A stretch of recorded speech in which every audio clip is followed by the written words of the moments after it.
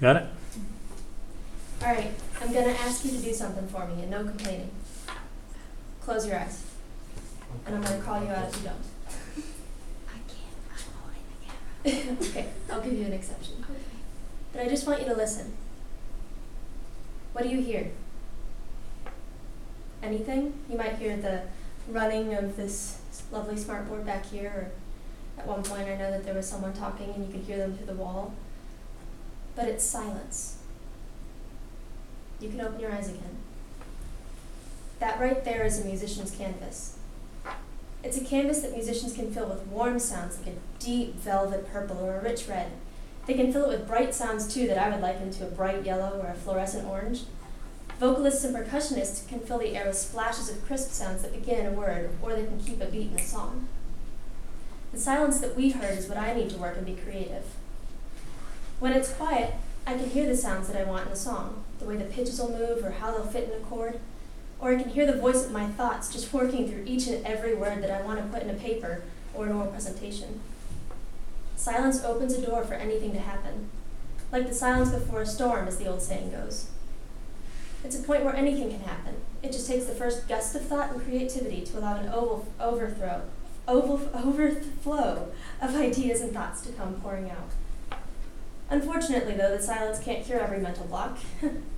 A mental block that stops me in my tracks nearly every time I attempt to do something is being practical. There are things that I just don't seem to have that just don't have purpose in my life, and therefore they just don't have a place. Prioritizing is something that is practical and it needs to happen, especially when you're being stretched across so many classes or tasks that need to get done. Like from day to day, I'm in the practice room for 2 to 3 hours practicing because I need to get my piano right, or I need to have my 4 songs in 4 different languages set out and just ready for a performance that I'll have in a couple of months. Like, there was a lot that goes into it. However, there are times that the tasks do begin to blend together. For example, when I read The Element, I came across a guy named Doctor, and I'm not totally sure how to pronounce his name, but I think it's So. He was a very interesting he was very, very good at math, for lack of a better term. I related with him because his process was that he started enjoying math because of the puzzles, because of the logistics and how everything fits together. And that's how I see things, that's how I see ideas.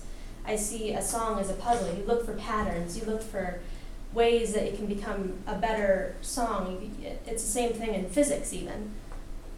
You look for patterns, you see the basic ideas that come back, and you have to keep building on what you know. It's the same thing in music theory too. And eventually, all of the basics to all of these intense, intricate tasks create a circular thinking, and the pattern, it comes together. And this is also why I like the liberal arts here.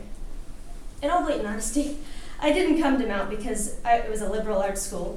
It was because we would be told that we have to take a class for each basic subject matter.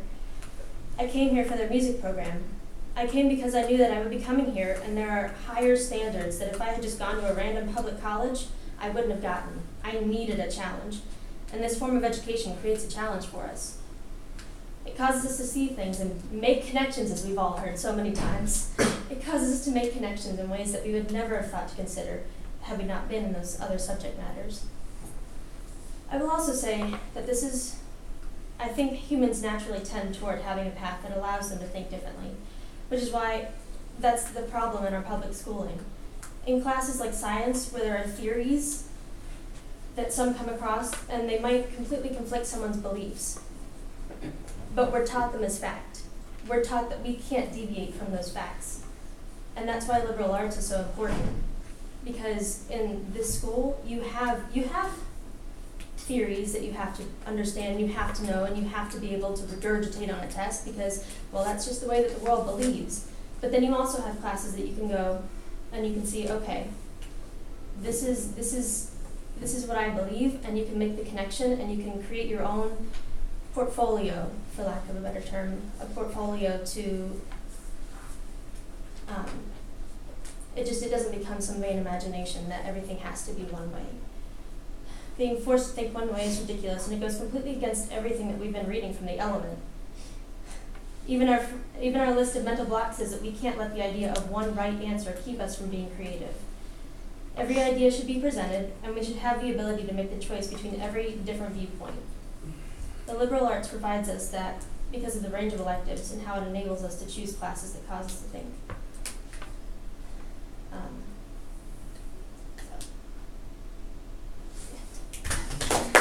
So.